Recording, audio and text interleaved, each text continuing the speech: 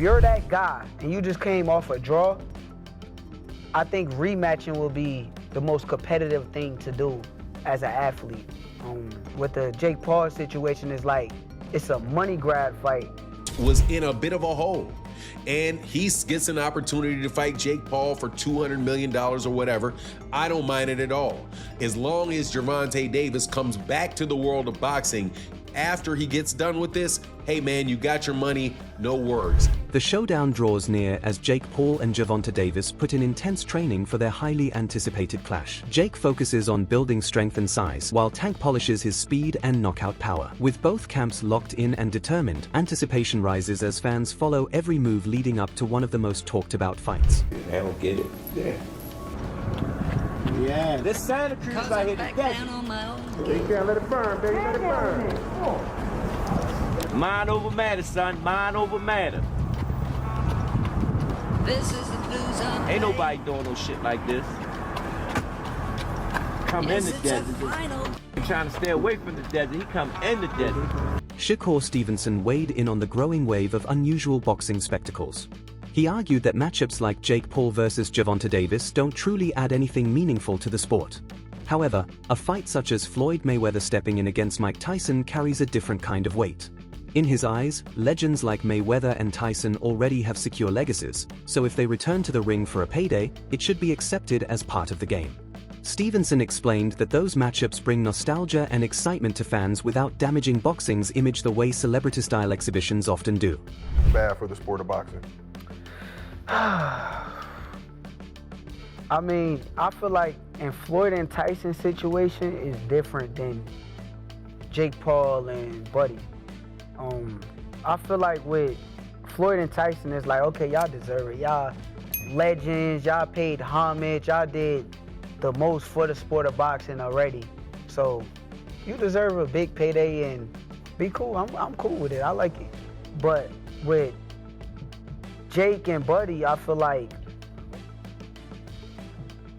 Buddy is a participate in the sport of boxing right now, and he just came off a draw his last fight.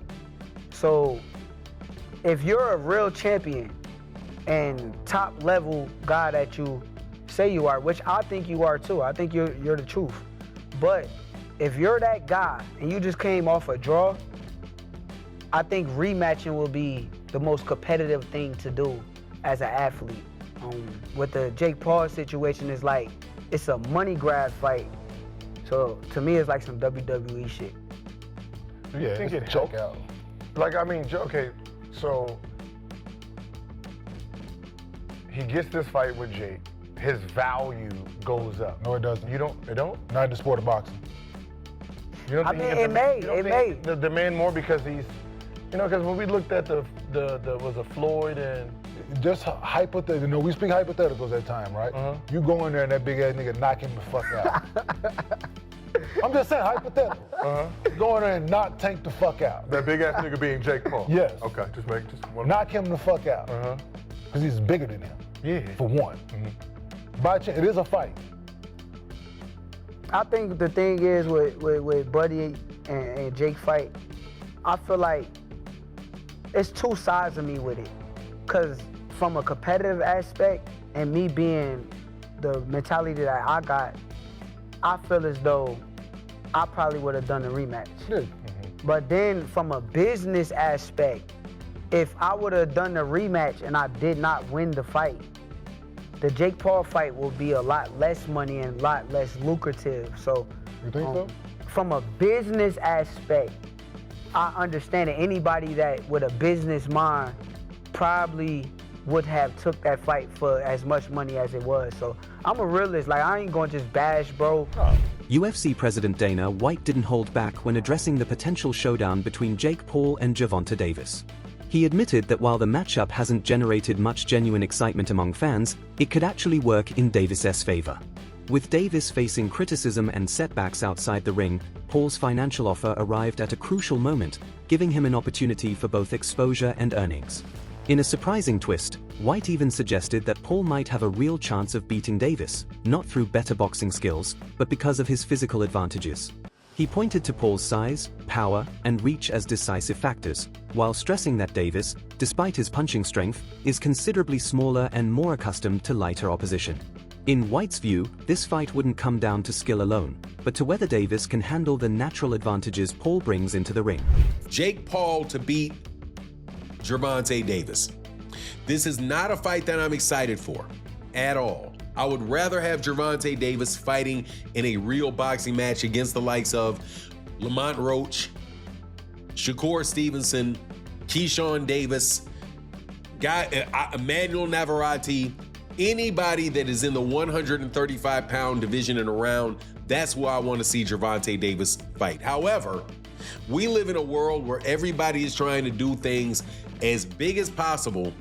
And the biggest fights possible right now, unfortunately for the sport of boxing, is an exhibition fight between Jake Paul and Gervonta Davis. So, I do like it for this reason though. I like it because it is allowing Gervonta Davis to have a fight that is going to be big and that the mainstream media is going to have to cover, the mainstream media outside the world of boxing. Gervonta Davis has been, without a doubt, blocked, having venues blocked, having fighters, having other promoters paying fighters away to go different directions from Gervonta Davis. So Gervonta Davis was in a bit of a hole, and he gets an opportunity to fight Jake Paul for $200 million or whatever. I don't mind it at all. As long as Gervonta Davis comes back to the world of boxing after he gets done with this, hey man, you got your money, no worries.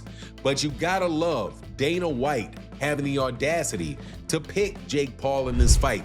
Former champion Paulie Malignaggi also shared his honest thoughts about the idea of Terence Crawford fighting Jake Paul. While he credited Crawford as one of the most gifted fighters in modern boxing, he warned that size can sometimes neutralize even elite skills. Malignaggi pointed out that history has often shown smaller champions struggling when climbing too many divisions. He noted that Jake Paul's natural size and heavy hands could present real danger for Crawford, regardless of his superior skill set. For Malignaggi, the issue isn't about talent, it's about physical limits. Boxing, at its core, still rewards size, durability, and power. Even someone as sharp and adaptable as Crawford might be putting himself in unnecessary jeopardy against someone with such a big weight advantage.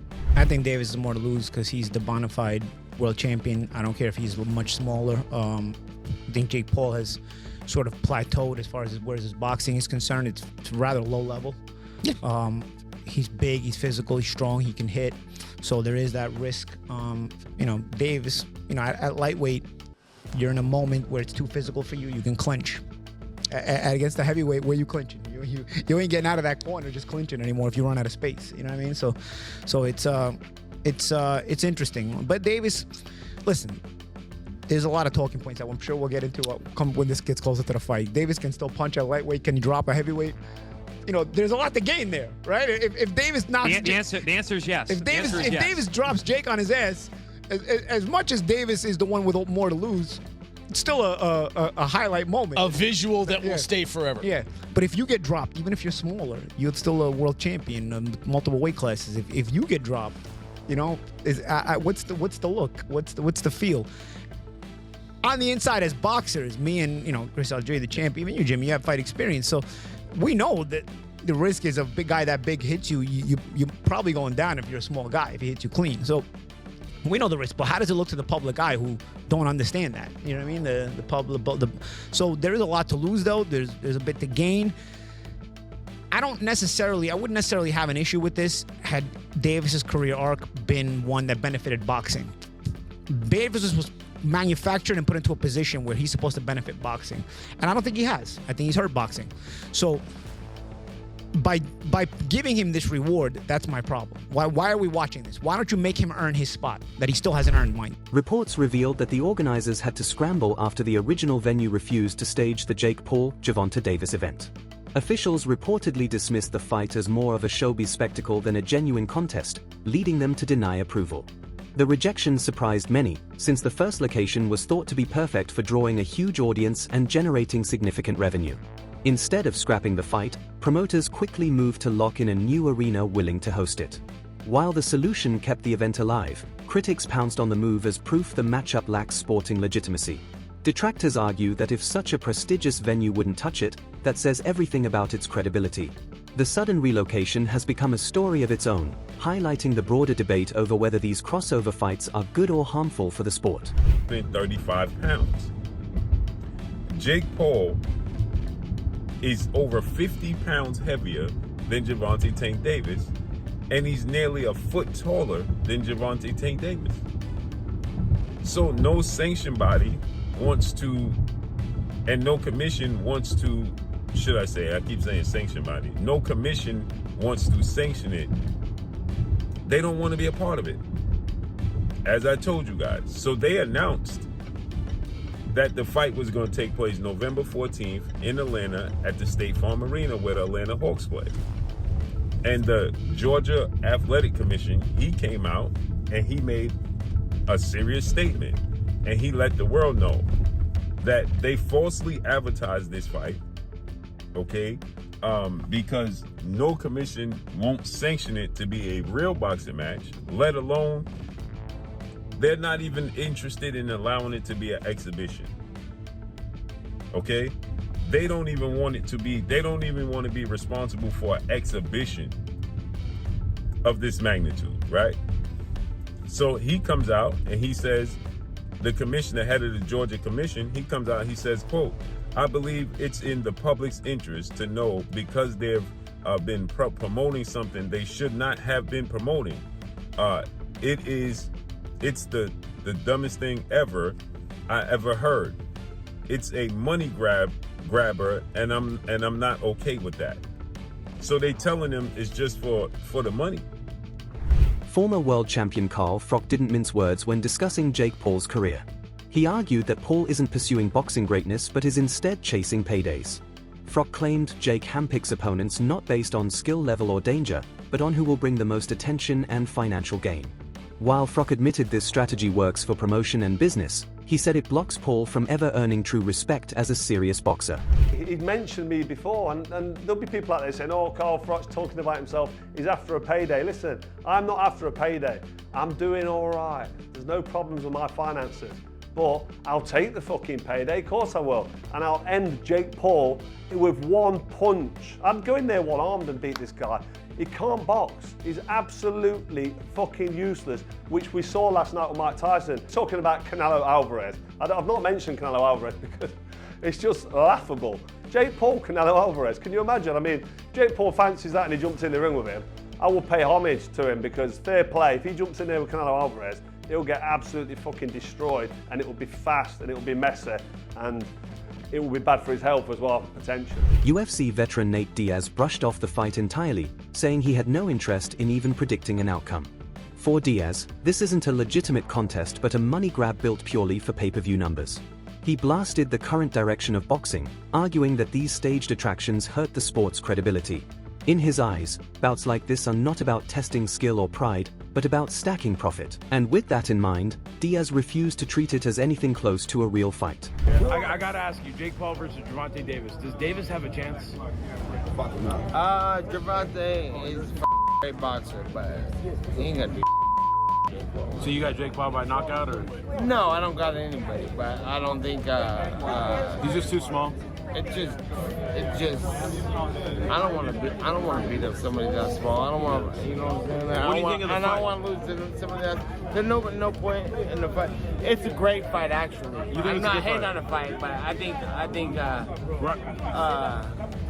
My thoughts on it is let's watch it, see what happens. Ryan Garcia said his boxing is turning into WWE. Yeah, that's... With that type of matchup. What do you agree?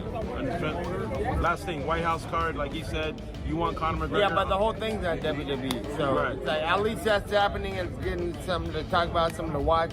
And I'm looking forward to that fight. One of the biggest talking points surrounding Jake Paul versus Gervonta Davis is the massive size gap. Jake, who has fought naturally larger opponents, brings clear advantages in height, reach, and overall build. On the other hand, Davis, standing only 5 feet 5 inches and usually fighting around 130 pounds, has thrived in divisions where his explosiveness and knockout power made him a feared name. Against fighters his size, closing distance and landing fight-ending punches has been his calling card. But against someone as physically imposing as Jake, doubts creep in. Analysts question if Tank's power would still carry when trying to navigate the longer reach and stronger frame of Paul. Some fans argue Davis's speed and sharpness could offset the gap, while others insist the size difference alone could turn the matchup from competitive into outright dangerous.